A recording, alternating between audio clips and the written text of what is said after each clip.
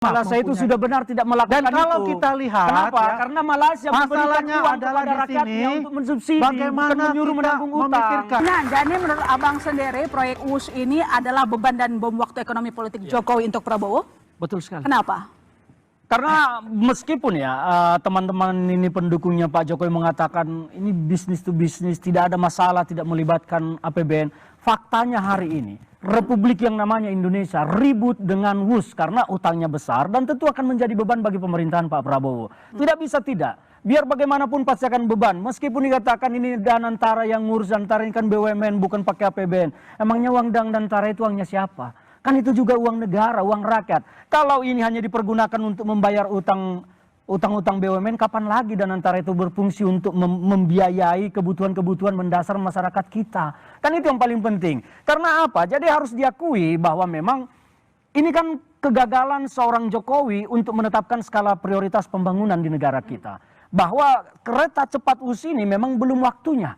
Tetapi karena sudah ada, oke lah, kita harus jaga sekarang. Tetapi bagi saya ini adalah sebuah kegagalan berpikir dari seorang pemimpin yang gagal menetapkan skala prioritas. Karena ini masih banyak sebetulnya skala-skala prioritas yang harus dibangun selain WUS. Kalau soal transportasi massal, kebutuhan mendasar, bukan WUS jawabannya. Masih banyak transportasi yang kita harus perbaharui, harus kita tingkatkan, tetapi bukan WUS. Nah, sekarang ini akan menjadi beban bangsa. Meskipun katanya renegosiasi, restrukturisasi sampai 60 tahun. Saya bingung nanti kalau contohnya anak-anak ini 2 tahun lagi menikah punya anak, anaknya udah kakek-kakek, nenek-nenek, nggak lunas-lunas barang ini persoalannya. Dan kalaupun misalnya Danantara nanti mengiyakan, kan toh 2T dari total dividen 80T cukup kan harusnya? Saya pikir gini, kalau perhitungannya gini, pokoknya saja kan sudah harus dicicil 2 triliun setahun kalau itu 60 tahun.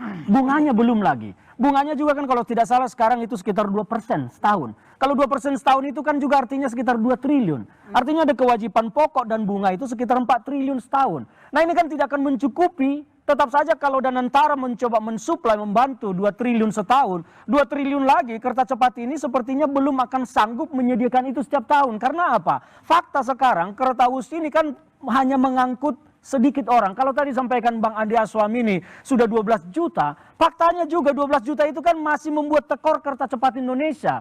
Jadi itu bukan jawaban, jangan dilihat 12 juta itu besar. Seharusnya kan bukan 12 juta kalau mampu menutupi, harusnya 30 juta. Nah ini kan ada kerugian yang harus ditanggung oleh Danantara dan ditanggung kereta cepat. Dan saya yakin kereta api Indonesia tidak akan mampu menutupi 2 triliun itu setiap tahun. Dan ini akan terus menjadi beban dan akan menjadi bom waktu yang satu saat akan menjadi masalah. Itulah pemikiran orang yang sangat pesimis terhadap kemampuan. Kita bicara fakta, bukan bicara pesimisme. Kalau Anda itu jangan bicara halusinasi. Pembicaraannya semua bersifatnya apa? Dia tidak bedakan optimisme dengan halusinasi. Anda sudah mengatakan bahwa Danantara ini tidak fine-fine aja untuk masalah ini. Karena ini bisnis to bisnis. Sudah dijelaskan oleh Komisi 6. Faktanya sekarang tidak fine-fine aja Bang Said. Yang masalahnya adalah dia sendiri. Karena dia nggak pernah nyobain WUS. Jadi dia ngomong seperti itu gitu.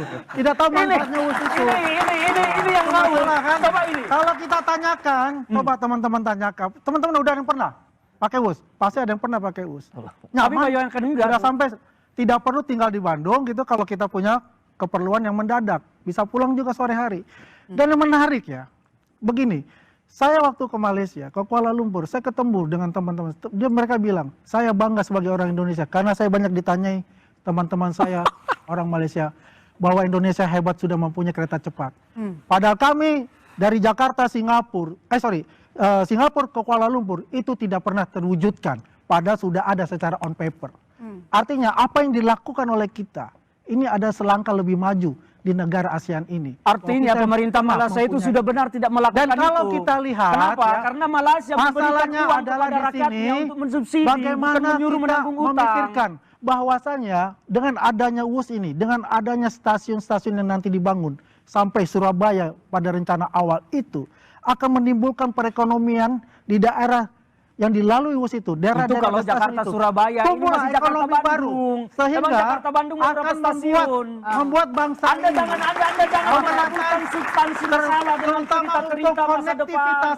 Di Pulau Jawa itu akan jangan cerita halusinasi terus Anda sampaikan itu sebagai optimisme. Bedakan halusinasi dengan optimisme. Orang pesimis kayak begini. Kita bicara fakta. Kalau yang kita bicara optimis, Dan itu kenyataannya, Optimisme bakal hitung-hitungannya lunas. sudah Oke, ada. baik. Saya coba minta pandangan berbeda. Faktanya sekarang Indonesia mimpi buruk karena WUS. Oke, saya coba minta pandangan dari Mas Adi. Mas Adi, menurut Anda sendiri, ini adalah masalah beban ekonomi politik Jokowi ke Prabowo atau enggak? Proyek WUS. Saya harus ngomong apa ini? Ya, ngomong jujur. Gitu ya. Kalau mau jujur sebenarnya bicara WUS itu tidak ada bantahan apapun enak. Butuh waktu 38 menit lah untuk Jakarta Bandung, Bandung Jakarta. Yang ramai soal WUS itu kan dua hal sih sebenarnya. Pertama soal adanya pengakuan ataupun temuan misalnya seperti yang disampaikan oleh Pak Mahfud MD soal adanya dugaan markup. Ya tinggal tindak lanjuti aja. Apakah betul ada dugaan yang mengarah ke situ. Yang kedua yang ramai dari WUS itu adalah soal hutang yang harus ditanggung oleh negara kita. Ini adalah dua hal yang per hari ini adalah realitas yang tidak bisa dibantah.